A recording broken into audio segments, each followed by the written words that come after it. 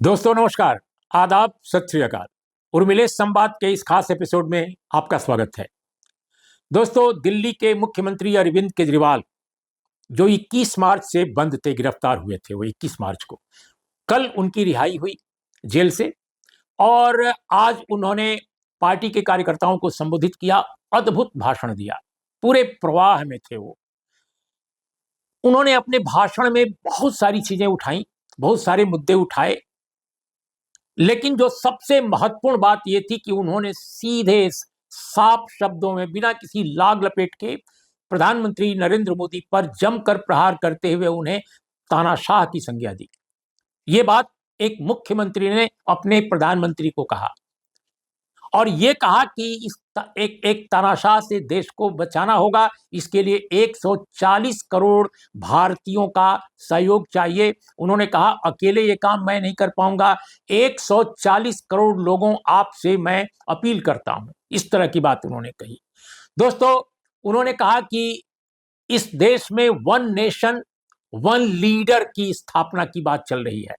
उन्होंने कहा कि मोदी जी ने भारतीय जनता पार्टी के भी वरिष्ठ नेताओं को पहले निपटाया। उन्होंने इस क्रम में नाम लिया आडवाणी जी का, मुरली मनोहर जोशी जी का, फिर बाद में उन्होंने वसुंधरा राजे का नाम लिया। इसके अलावा शिवराज सिंह चौहान का लिया, तो ये भी कह दिया कि उन्होंने तो चुनाव जिता करके दे दिया इनको मध्य प्रदेश, और फिर भी उनको बाहर कर दिया। इसके अलावा उन्होंने रमन सिंह का नाम लिया और भी कई बीजेपी के नेताओं का नाम लिया, सुमित्रा महाजन का नाम लिया, खट्टर का नाम लिया जो मुख्यमंत्री हरियाणा थे, और इन्होंने कहा धीरे धीरे सबको निपटा दिया। और इसके बाद एक नाम लिया और बड़े रहस्यमय ढंग से उन्होंने कहा, अगली बारी किसकी इंतजार किया। वहां जो कार्यकर्ता सुन रहे थे उनको कुछ आवाजें आई, फिर उन्होंने माइक से कहा, अगला जो नंबर है वो आदित्यनाथ योगी का है, यानी उत्तर प्रदेश के मुख्यमंत्री का। और ये भी कह दिया कि 2 महीने में अगर ये चुनाव जीत गए तो 2 महीने में उनको भी निपटा देंगे, उनको भी बाहर कर देंगे। इस तरह की बातें कही उन्होंने। इसके अलावा यह भी कहा कि अगर अगली मुख्यमंत्री की सरकार प्रधानमंत्री की सरकार बन गई, नहीं कि अगर ये पार्टी जीत गई तो कौन कौन जेल में होंगे। विपक्ष के सारे स्टालवर्ट्स जेल चले जाएंगे, और उसमें नाम भी ले लिया। उन्होंने कहा कि जो जेल जाएंगे वे होंगे केरल के मुख्यमंत्री पिनरई विजयन, तमिलनाडु के मुख्यमंत्री एम.के. स्टालिन। इसके अलावा उन्होंने नाम लिया ममता बनर्जी, बंगाल की मुख्यमंत्री, उद्धव ठाकरे, महाराष्ट्र के पूर्व मुख्यमंत्री, और बिहार के उप मुख्यमंत्री जो रह चुके हैं तेजस्वी यादव। इन सबका नाम लिया, कहा कि ये सारे नेता जेल में चले जाएंगे। तो दोस्तों, इस तरह की जो उन्होंने स्पीच दी और बार बार ये आह्वान किया कि इस देश में अगर जनतंत्र बचाना है, देश को बचाना है, जनतंत्र को बचाना है, तो इस चुनाव में शिकस्त देनी होगी और विपक्ष की सरकार बनानी होगी, इंडिया ब्लॉक की सरकार बनानी होगी। और उन्होंने ये भी कह दिया कि इंडिया अलायंस की ही सरकार बनने जा रही है। तो दोस्तों, ये जो बात उन्होंने कही है वो बहुत इसलिए महत्वपूर्ण है कि ये केवल आम आदमी पार्टी के लिए नहीं, पूरे विपक्षी खेमे के लिए उसमें एक ऊर्जा भरने वाली, एनर्जी भरने वाली ये एक उनकी स्पीच है। और इस स्पीच के बाद मुझे लगता है कि बहुत असर पड़ेगा। उन्होंने ये भी कह दिया कि पूरे देश में वो घूमने जा रहे हैं, उनको जो कुछ दिन मिले हैं वो 24 घंटे में 36 घंटे काम करेंगे। इस तरह की बात उन्होंने कही।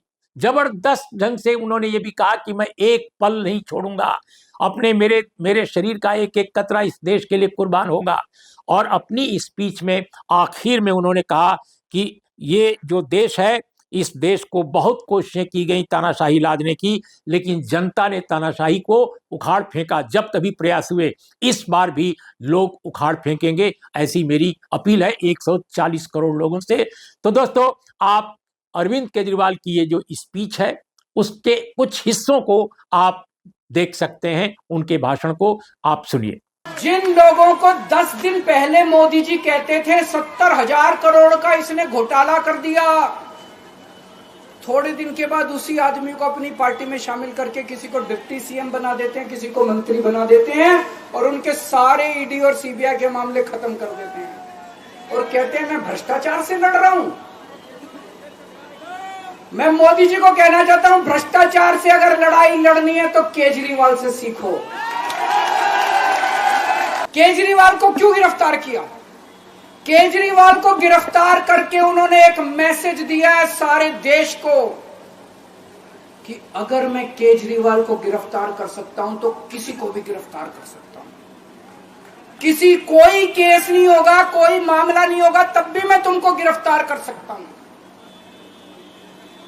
एक बेहद खतरनाक मिशन चालू किया हुआ है प्रधानमंत्री जी ने, बहुत ही खतरनाक।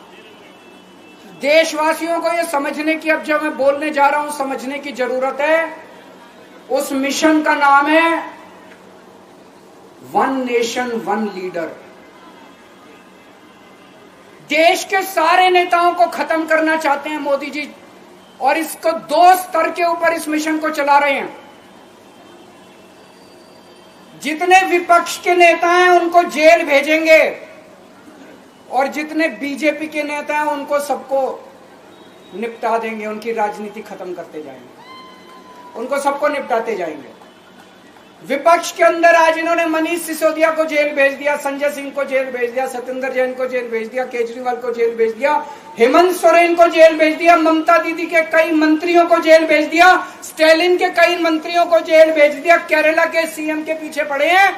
अगर ये चुनाव जीत गए, मेरे से लिखवा लो एफिडेविट के ऊपर, थोड़े दिन के बाद ममता दीदी जेल में होंगी, तेजस्वी यादव जेल में होगा, स्टालिन साहब जेल के अंदर होंगे, पिनरई विजयन जेल के अंदर होंगे, उद्धव ठाकरे जेल के अंदर होंगे, जितने विपक्ष के नेता ये सारे जेल के अंदर होंगे। अगर ये चुनाव जीत गए, इन्होंने बीजेपी का एक नेता नहीं छोड़ा, आडवाणी जी की राजनीति खत्म कर दी इन्होंने, मुरली मनोहर जोशी की राजनीति खत्म कर दी, सुमित्रा महाजन की, शिवराज सिंह चौहान जिसने मध्य प्रदेश का चुनाव जीत के दिया इन लोगों ने, शिवराज सिंह चौहान ने उसको मुख्यमंत्री नहीं बनाया, उसकी राजनीति खत्म कर दी। वसुंधरा राजे की राजनीति खत्म कर दी इन्होंने, खट्टर साहब की राजनीति खत्म कर दी, डॉक्टर रमन सिंह की राजनीति खत्म कर दी। अब अगला किसका नंबर है? योगी आदित्यनाथ। अगर ये चुनाव जीत गए, मेरे से लिखवा लो, 2 महीने के अंदर उत्तर प्रदेश का मुख्यमंत्री बदल देंगे। योगी आदित्यनाथ की राजनीति खत्म करेंगे, उनको भी निपटा देंगे। यही तानाशाही है दोस्तों। वन नेशन वन लीडर ये चाहते हैं, एक ही तानाशाह इस देश के अंदर बचेगा, एक ही तानाशाह इस देश के अंदर बचेगा। हमारा देश बहुत महान है, 4000 5000 साल पुराना हमारा देश है। इसके पहले पिछले 4000 साल में कई मौके आए जब इस देश के ऊपर तानाशाहों ने कब्जा करने की कोशिश की, लेकिन हमारे देश के लोगों ने उन तानाशाहों का तख्ता उखाड़ के फेंक दिया। जब जब हमारे देश में ऐसा मौका आया कि तानाशाह ने हमारे देश के ऊपर कब्जा करने की कोशिश की, इस देश की जनता ने उसका तख्ता उखाड़ के फेंक दिया। आज एक तानाशाह इस देश से जनतंत्र खत्म करना चाहता है, आज एक तानाशाह इस देश से लोकशाही खत्म करना चाहता है। मैं पूरे तन मन धन से लड़ रहा हूं, संघर्ष कर रहा हूं उस तानाशाह के खिलाफ। 140 करोड़ लोगों का साथ चाहता हूं मैं। मेरे अकेले के करने से नहीं होगा। 140 आज मैं आप लोगों से भीख मांगने के लिए आया हूं, 140 करोड़ लोगों से, 140 करोड़ लोगों से भीख मांगने के लिए आया हूं। मेरे देश को बचा लो, मेरे भारतवर्ष को बचा लो, मेरा भारत बहुत महान है। इस तानाशाही से बचा लो मेरे दोस्त, मेरे देश को।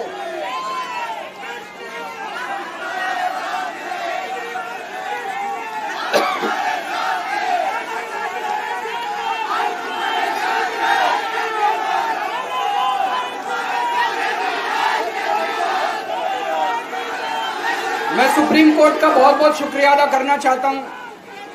उन्होंने 21 दिन दिए हैं, एक एक दिन में 24 घंटे हैं।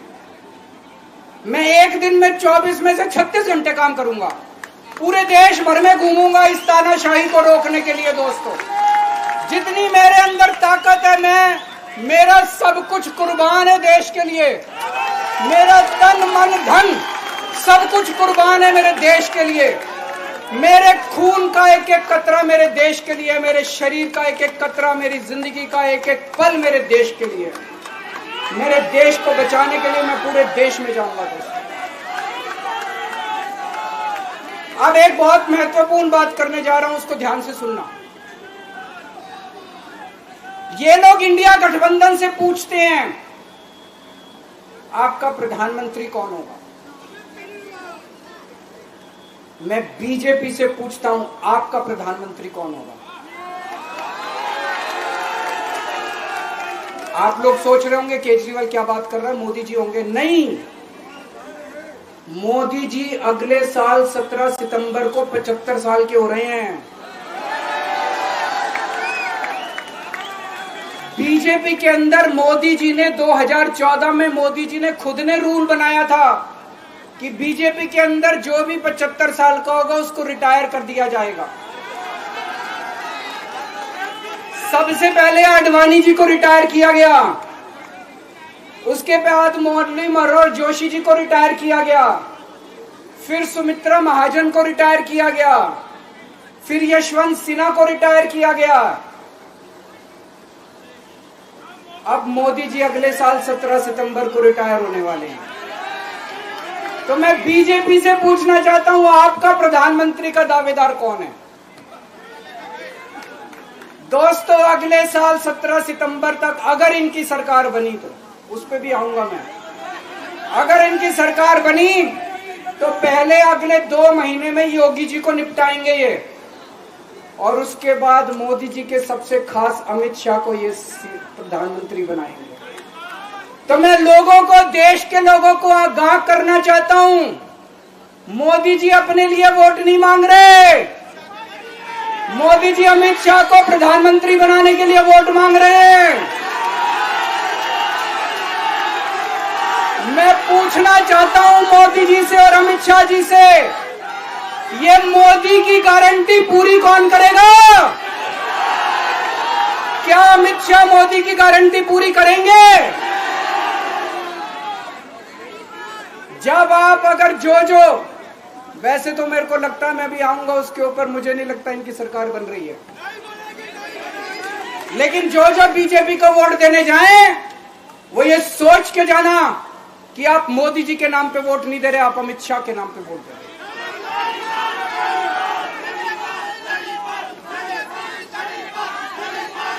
अब एक खुशखबरी है आप लोगों के लिए, अब एक खुशखबरी है, सबको बता देना जो मैंने बातें कही है बड़ी सोच समझ के कही है। वहां बैठ के यही सोच रहा था 50 दिन से।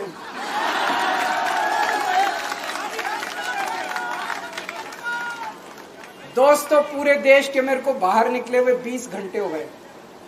इन 20 घंटों के अंदर भी मैंने रात भर में जनता से बात कर रहा था, लोगों से फोन कर रहा था।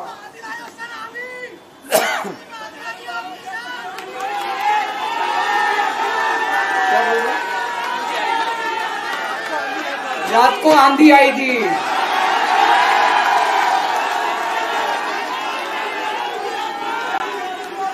पिछले 20 घंटे में मैंने जो बातचीत करी है, कई बड़े बड़े एक्सपर्ट से बात की, चुनाव विश्लेषकों से बात की, सेफोलॉजिस्ट से बात की, जनता से बात की, फोन पे लोगों से। मेरा अपना आकलन है कि 4 जून के बाद इनकी सरकार नहीं बन रही, मोदी सरकार नहीं बन रही।